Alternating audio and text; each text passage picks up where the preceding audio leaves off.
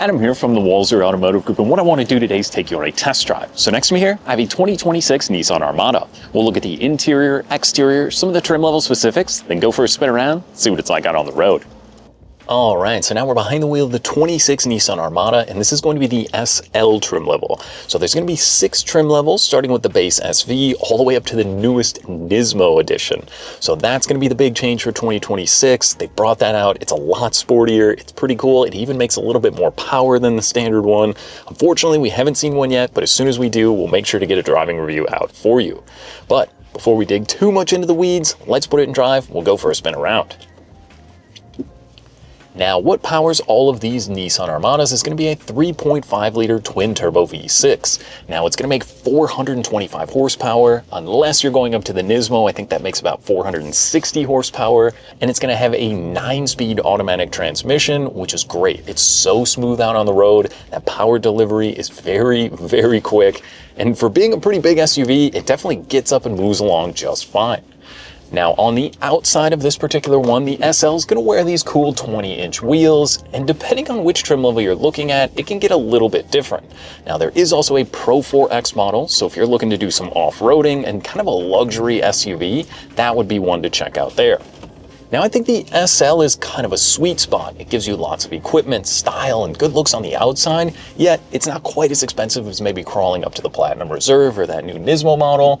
And it really does give you a ton of room in here. It does drive like a pretty big SUV, but if you've been driving an older Armada, maybe you're in a Chevy Suburban or a Tahoe, it's no different than pushing one of these around, or maybe even you're in a pickup truck, don't need the bed anymore. I think the Armada makes a great argument for having a large SUV that's really comfortable out on the road, yet provides plenty of power and usability. Now, with that power and usability comes a great towing capacity. Like I said, if you're looking at a Tahoe, they tow about 8,400 pounds. This particular Armada is going to tow about 8,500 pounds.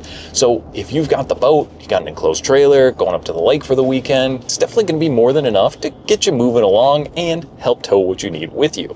Now, there is some cool settings in here, as well as a different trailer camera, I believe. Fortunately, it doesn't let you kind of use it unless you've actually got the trailer hooked up, but there's a ton of safety built into these vehicles. Now, this one also has the updated ProPilot system. So you'll notice this little blue button on the steering wheel here. When you press that, you will get the trailer assist activated, as well as some of the other cool safety stuff. Blind spot monitoring. There's also an adaptive cruise control system in here. So you can set 3, 2, 1 kind of car length distance on the road. Keeps that distance when you're driving around. If you've never used it before, it is so cool and really takes a load off when you're driving. Like I said, maybe you're heading up to the cabin, you've got all this safety stuff, maybe you got a bunch of kids in the car loaded up, everybody's yelling, and you're not looking at the road, the Nissan Armada will be keeping an eye out for you. Now, back to the exterior on this particular model, this one will also get the running boards. So if you're looking at a 7 or 8 passenger SUV, obviously loading up the family is going to be important, and there's a lot of room in here. Now, this one will also get the power liftgate out back, so you can do that on the key fob, press the button back there, it will pick the liftgate up, and it does give you quite a bit of storage space. Now, what's really cool, even in this SL model, you do get power folding seats. So that third row not only folds down, but also comes back up again, so it makes it really easy if you're loading everything up just to kind of kick the seats down, and you can also kick down that second row so you're not walking back and forth around the side of the vehicle to load stuff up. It's a pretty cool setup that works really pretty nicely. Then when you have all the seats down, it feels like you're in a pickup truck. It's crazy just how much room you do get out of this Armada, whether you're hauling people or hauling stuff. It's a 60-40 split, so you can kind of configure it a lot of different ways to have plenty of space in the vehicle. Then, like I said, the difference between 8 and 7 passengers. So the bench seat in the second row would be standard. This one does have the optional captain's chairs. So you do get a few different ways to configure these with that kind of setup. But if you're looking to just bring 7 people with you, I think the captain's chairs, if you don't need the 8, definitely is the way to go. It makes it a little easier to get into that third row. You can pull the handle on the back, that kicks the seat and actually slides it forward. So if you've got the car seat in there as well, you don't have to remove that because those seats are on slides. So it's not like you're dragging everything in and out every time. It just makes it a little bit more convenient. And like I said, those seats can fold down flat, which is also very usable. Now, in the third row, you can actually power fold those seats from the third row. So I'm 6'1". I went back there, I had room. Yes, if you're under 6 feet, you'd probably be a little bit more comfortable, but it's not like some of the other third row SUVs where it's like you pull that seat back and you're really crammed in back there. I had space, I would be comfortable. If you had 6 adults in here, I think you would be good. And it makes it, like I said, pretty easy getting in and out because you can just grab that handle and then push the seat forward. But there's also USB-C charging back there. More likely than not, probably going to be some little kids loaded up into the SUV. So when you got the kiddos back there, they're going to have space, they're going to have charging. And then even in the second row, there's also another zone climate control, which is really nice. So the second row seats, what's cool is the back of the seat here actually has kind of like a hard plastic on it. So what's nice about that is you don't actually get to ruin the back of the seat when you got the kiddos in the car seats kicking away. Nissan really thought that one through. And again, USB-C charging back there so everybody can keep their devices charged up as they get a little bit older. Now, the driver's seat. This is where you're going to want to be. So the Nissan models always have some of my favorite seats. It literally feels like a lazy boy in here. They have NASA zero gravity inspired seats in some of their models. They're just so comfortable. I wish I could pluck this seat out of this vehicle and put it in every other vehicle on the market today. These are also going to be heated for the driver and the passenger. As well, it's going to be power and lumbar for both sides. Not to mention it's also memory seating up here. And you've got your heated steering wheel. So it was cold. It was only about 40 degrees this morning when I got started. I can remote start the vehicle. That's going to fire it up, keep everything nice and toasty for you. And it's just really convenient. That coming with the vehicle, no longer in the days where you have to program one of those aftermarket ones. You get the heated seats going, you get everything fired up, and you're ready to go. Now, the ride and drive, like I said, having 425 horsepower, it's great. You put your foot down and you get that little bit of boost or that turbo spool going, and this thing moves. I mean, it's a big SUV. It does drive like a little bit of a larger SUV, but nothing unmanageable. And the best thing is the backup camera.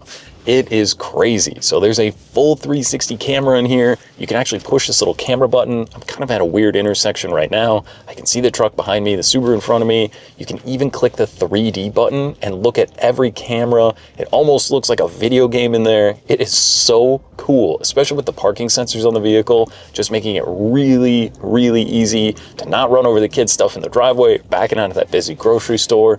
That is a pretty sweet feature. Now, speaking of that screen, that's going to be a full wireless Apple CarPlay as well as Android Auto setup, Google Assistant, Amazon Alexa is also going to be built into there. There's so much cool stuff. So with the nav and the Google Assistant, I can say Walser Nissan Wayzata. It's going to give me turn-by-turn directions, not only in there, but also in my digital gauge cluster. So having those turn-by-turn directions over here, my focus is kept on the road ahead, and I'm also able to have a heads-up display in this model. So see what I'm saying about the SL? You're getting a lot of equipment in here. It's crazy just how much stuff you're getting. And even one of the lower tier, this is only the second of 6 trim levels up, so it's pretty sweet. And then on our steering wheel, you can also control both sides of the screen. So you can go through the digital gauge cluster to kind of keep track of all your pertinent information. Like I said, the maps are in there, your music's gonna be in there, all the safety settings. If you don't like something, you can simply click it, turn it off, simple as that. I don't think the safety stuff is very intrusive on this car. It's kind of there to just give you those little warnings. It's not really taking over the steering wheel, moving around. It really does work very nicely. The Nissan Safety Suite is great. It's just kind of simplified to be what you need and nothing more, if that makes sense. You've also got paddle shifters on the steering wheel, so you can change your selectable drive modes. There's a ton of different modes you can go through, from a tow mode to a sport mode. It's pretty sweet that you can just kind of fine tune and dial in your driving. Now, this is also the intelligent 4-wheel drive system. So the Pro 4X will come standard with the all-wheel drive or the 4-wheel drive system. Other models, it will be an option. A lot of stuff we see up here in the Midwest, obviously having it is very important. And since it is an intelligent system, it's going to help you try to get the best possible fuel economy. Now, a few other things in here, like I said, with the heated seats, you've also got the dual zone climate control up front. You also have your selectable modes here for that intelligent all-wheel drive system, and then just a little cubby. So I've got wireless charging and USB-C charging with a little shelf here, and there's lots of storage. So since it's a shift-by-wire system, there's no big transmission tunnel right here, so you can put your purse, anything else you want to store out of the way down there, which is really pretty convenient. I mean, even the treatment inside the vehicle is so cool. There's like a tan and darker brown that runs through with the black. It's not overly done. It feels very luxurious and classy in here, and it really matches the ride and drive of this vehicle. It's so comfortable on the road. I think this is my favorite Nissan in the lineup. Yes, they have the GTR. Yes, they have the sports cars. I think I would choose the Nissan Armada if I wanted something to drive every day. It's so livable, so easy. This one also gets this Klipsch sound system, which is incredible. There's like a demo mode you can go through with this cool kind of little Star Wars screen that pops up and plays. It sounds so good in here. If you need to drown out some noise in the back, or if you just want to listen to your podcast when you're cruising around, it's pretty sweet. Now, we do have to touch on the price. So MSRP is going to start around the mid $60,000 price range. This particular one is loaded up as it is. We're going to come in around $74,000. So yes, it's expensive, but these larger third row luxury SUVs do carry a little bit of a price tag for all the equipment, technology, and cool stuff you're getting. But if you're comparing this with some of the German luxury SUVs, I think you're getting a lot for the money here, and definitely something to add to the list to come out, take for a spin, and see what you think. Now, that was just a quick look and drive at the 26 Nissan Armada. Now, if you have any other questions or you'd like to schedule a test drive, you can visit us online at walser.com or stop by anytime. We'd be more than happy to help. Thanks again for watching.